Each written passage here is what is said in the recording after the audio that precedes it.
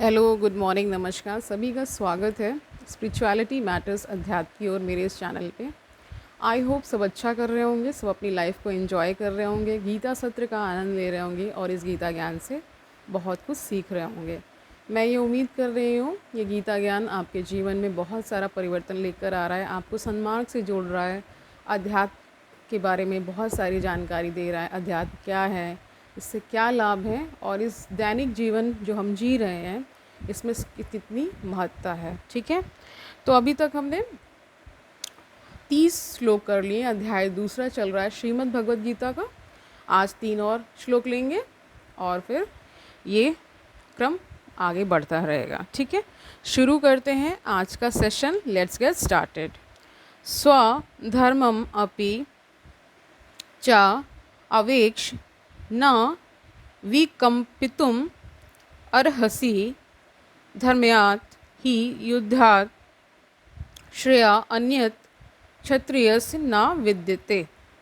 इसका अर्थ देखिए, क्षत्रिय होने के नाते अपने विनिष्ठ धर्म का विचार करते हुए तुम्हें जानना चाहिए कि धर्म के लिए युद्ध करने से बढ़कर तुम्हारे लिए अन्य कोई कार्य नहीं है, अतः तुम्हें संकोच करने की कोई आवश्यकता नहीं है। इसका तात्पर्य देखिए,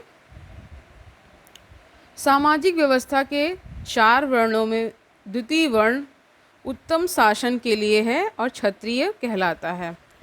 छत का अर्थ है चोट खाया हुआ। जो क्षति से रक्षा करे वह क्षत्रिय कहलाता है। ठीक है, यानी क्षत्रियों का क्या कार्य हुआ करता था कि वो समाज में एक तो जो वंचित वर्ग हैं उनकी भी रक्षा करें और समय आने पर युद्ध करें और धर्म के अनुसार सारे जो भी उनके कार्य उनको दिए गए हैं उनका पालन करें। ठीक है, त्रायते यानी क्या, यानी इसका अर्थ होता है रक्षा प्रदान करना। क्षत्रियों को वन में आखेट करने का प्रशिक्षण दिया जाता है। क्षत्रिय जंगल में जाकर शेर को ललकारता और उससे आमने सामने अपनी तलवार से लड़ता था। शेर की मृत्यु होने पर उसकी राजसी ढंग से अंत्येष्टि की जाती थी। आज भी जयपुर रियासत के क्षत्रिय राजा इस प्रथा का पालन करते हैं। क्षत्रियों को विशेष रूप से ललकारने तथा मारने की शिक्षा दी जाती है, क्योंकि कभी कभी धार्मिक हिंसा अनिवार्य होती है। इसलिए क्षत्रियों को सीधे संन्यास आश्रम ग्रहण करने का विधान नहीं है। राजनीति में अहिंसा कूटनीतिक चाल हो सकती, किंतु यह कभी भी कारण या सिद्धांत नहीं रही। धार्मिक संहिताओं में उल्लेख मिलता है। क्या उल्लेख मिलता है वो देखिए, आहवेशु मिथ्यो अन्योनम जिघान संतो मैक्षिता युद्धमानः परम शक्त्या स्वर्गम यान्ति पराग मुखः यज्ञेषु पशवो ब्रह्मन् हन्यते सत्तम दुजय संस्कृतः किल मंत्रश्च ते अपि स्वर्गम वाप्नुवन। ठीक है, इसमें इसका अर्थ देखिए, युद्ध में विरोधी ईर्ष्यालु राजा से संघर्ष करते हुए मरने वाला राजा या क्षत्रिय को मृत्यु के अनंतर वे ही उच्च लोक प्राप्त होते हैं जिनकी प्राप्ति यज्ञानी में मारे गए पशुओं को होती है।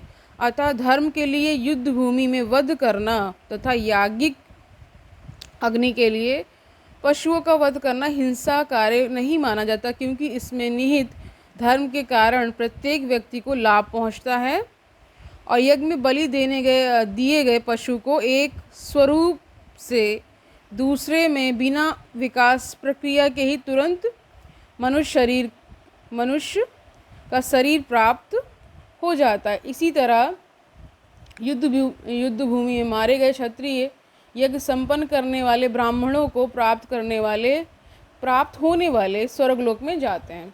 मतलब कुल मिलाकर के यहाँ पे युद्ध का महिमा मंडन किया गया है कि जो युद्ध भूमि में मरते हैं वो डायरेक्ट कहाँ जाते हैं, स्वर्गलोक में जाते हैं। ब्राह्मण यज्ञ इत्यादि करके तमाम तरह के अन्य कर्मकांड करके ऐसा मानते हैं कि उन्हें स्वर्ग की प्राप्ति होगी। ठीक है, इस तरह से इसमें बताया गया है। स्वधर्म दो प्रकार का होता है। जब तक मनुष्य मुक्त नहीं हो जाता तब तक मुक्ति प्राप्त करने के लिए धर्म के अनुसार शरीर विशेष के कर्तव्य करने होते हैं। जब वह मुक्त हो जाता है तो उसका विशेष कर्तव्य या स्वधर्म आध्यात्मिक हो जाता है और देहात्म बुद्धि में नहीं रहता।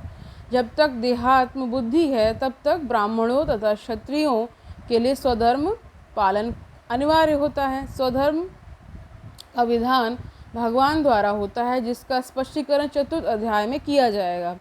शारीरिक स्तर पर स्वधर्म को वर्णाश्रम धर्म अवस्था कह रहे कि ये जो वर्णाश्रम अवस्था जो ये वर्ण के अनुसार जो कार्य का विभाजन था ना, कि जैसे मान लीजिए ब्राह्मण है तो उनका पठन पाठन का कार्य होता था, क्षत्रिय थे तो वो रक्षा करने के लिए थे, युद्ध लड़ने के लिए थे, ठीक है, वैश्य ये सब व्यवसाय करने के लिए, और शूद्र जो होते थे इन जो ऊपर 3 लोगों को बताया गया उनकी सेवा करने के लिए होते थे।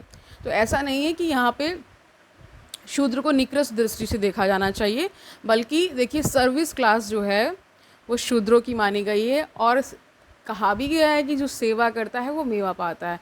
तो इसका बहुत ज़्यादा अलग अर्थों में इसका अर्थ ले लिया गया और इसको बहुत ही अच्छी दृष्टि से नहीं देखा गया, इसलिए इतनी सारी कुरीतियाँ फैल गई। अब वरना तो आप ये मान के चलिए ये कहा जाता है कि एक ही घर में चारों वर्ण के लोग हो सकते हैं, ठीक है। जैसे कि मान लीजिए कोई टीचिंग लाइन में है तो वो क्या कर रहा है, एक तरह से ब्राह्मण का कार्य कर रहा है, ठीक है। कोई व्यवसाय कर रहा है तो वो वैश्य है, ठीक है। कोई मान लीजिए आर्मी में है तो वो रक्षा का कार्य कर रहा है तो वो क्षत्रिय हो गया। और जो मान लीजिए सर्विस क्लास कर, यानी कि बहुत सारे रेस्टोरेंट्स में, ठीक है, वो सब चीज़ें कर रहे हैं, सर्विसेज दे रहे हैं, बैंकिंग में हैं, ये सब क्या है, शूद्र है। तो ये शूद्र उन अर्थों में मत लीजिए जो इसको बहुत ही निकृष्ट दृष्टि से देखा जाता है, बल्कि ये सारे जो विधान बनाए गए थे वो अच्छी दृष्टि लेकर के चले थे। लेकिन कहते हैं ना समाज में बहुत सारे लोग ऐसे होते हैं जो कि अर्थ का अनर्थ कर देते हैं और क्या होता है फिर उसका कुछ और ही अर्थ निकल जाता है, ठीक है। तो यहाँ समझने के लिए हम बैठे हैं तो हम सही ही जानेंगे, ठीक है। आगे बढ़ते हैं। तो कहाँ थे हम, हाँ, तो बता रहे शारीरिक स्तर पर स्वधर्म को वर्णाश्रम धर्म अथवा आध्यात्मिक बोध का प्रथम सोपान कहते हैं। वर्णाश्रम धर्म अर्थात प्राप्त शरीर के विशिष्ट गुणों पर आधारित स्वधर्म की अवस्था में मानवीय सभ्यता का शुभारंभ होता है। वर्णाश्रम धर्म के अनुसार किसी कार्यक्षेत्र में स्वधर्म का निर्वाह करने से जीवन के उच्चतर पद को प्राप्त किया जा सकता है। 32वां श्लोक देखिए, यद्र क्षया चा उपपन्नम स्वर्ग द्वारम अपावृतम सुखिना क्षत्रिया पार्थ लभन्ते युद्धम ईदृशम। जानिए इसका अर्थ, हे पात्र, वे क्षत्रिय सुखी हैं जिन्हें ऐसे युद्ध के अवसर अपने आप प्राप्त होते हैं जिससे उनके लिए स्वर्गलोक के द्वार खुल जाते हैं। इसका तात्पर्य देखिए, विश्व के परम गुरु भगवान कृष्ण अर्जुन की इस प्रवृत्ति की भर्त्सना करते हैं जब वह कहता है कि उसे इस युद्ध में कुछ भी तो लाभ नहीं दिख रहा, इससे नरक में शाश्वत वास करना होगा। इसका मतलब उसके मन में, अर्जुन के मन में इस प्रकार के विचार आ रहे हैं, ठीक है। इससे नरक में शाश्वत वास करना होगा। अर्जुन द्वारा ऐसे वक्तव्य केवल अज्ञानजन्य थे। वह अपने स्वधर्म के आचरण में अहिंसक बनना चाह रहा था, किंतु एक क्षत्रिय के लिए युद्ध भूमि में स्थित होकर इस प्रकार अहिंसक बनना मूर्खता का, यानी मूर्खों का दर्शन है। पराशर स्मृति में व्यासदेव के पिता पराशर ने कहा है, क्या कहा है वो जानिए, क्षत्रियो ही प्रजा रक्षा क्या कह रहे, क्षत्रियो ही प्रजा रक्षण शस्त्र पाणी प्रदंडयन निर्जित्य पर सैन्यादि छितम धर्मेण पालयेत। इसका अर्थ जानिए, क्षत्रिय का धर्म है कि वह सभी क्लेशों से नागरिकों की रक्षा करे, इसलिए उसे शांति तथा व्यवस्था बनाए रखने के लिए हिंसा करनी पड़ती है। अतः उसे शत्रु राजाओं के सैनिकों को जीतकर धर्मपूर्वक संसार पर राज्य करना चाहिए। यदि सभी पक्षों पर विचार करें तो अर्जुन को युद्ध से विमुख होने विमुख होने का कोई कारण नहीं था। यदि वह शत्रुओं को जीतता है तो राज भोग करेगा, और यदि वह युद्धभूमि में मरता है तो स्वर्ग को जाएगा, जिसके द्वार उसके लिए खुले हुए हैं। युद्ध करने से उसे दोनों ही तरह का लाभ होगा। 33वां श्लोक देखिए। अथ चेत त्वम इमं धर्म्यं संग्रामं न करिष्यसि ततः स्वधर्मं कीर्तिं च हित्वा पापम अवाप्य कह रहे प्राप्त करेंगे। किसके क्या इसका मतलब, इसका संस्कृत में इन्होंने क्या किया है, अवाप्स्यसि। ठीक है, अवाप्स्यसि। ओके, कुछ कुछ शब्द होते ही हैं जिनको टंग ट्विस्टर कहा जाता है। ठीक है, इसका अर्थ देखिए। किंतु यदि तुम युद्ध करने के स्वधर्म को संपन्न नहीं करते तो तुम्हें निश्चित रूप से अपने कर्तव्य की उपेक्षा करने का पाप लगेगा, और तुम योद्धा के रूप में भी अपना यश खो दोगे। अब इसका तात्पर्य देखिए। अर्जुन विख्यात योद्धा था जिसने शिव आदि अनेक देवताओं से युद्ध करके यश अर्जित किया था। शिकारी के वेश में, मतलब शिकारी के वेश में आए थे शिवजी। तो शिकारी के वेश में शिवजी से युद्ध करके तथा उन्हें हराकर अर्जुन ने उन्हें प्रसन्न किया था, और वर के रूप में क्या मांगा था, पाशुपतास्त्र प्राप्त किया था। ठीक है, सभी लोग जानते थे कि वह एक महान योद्धा है।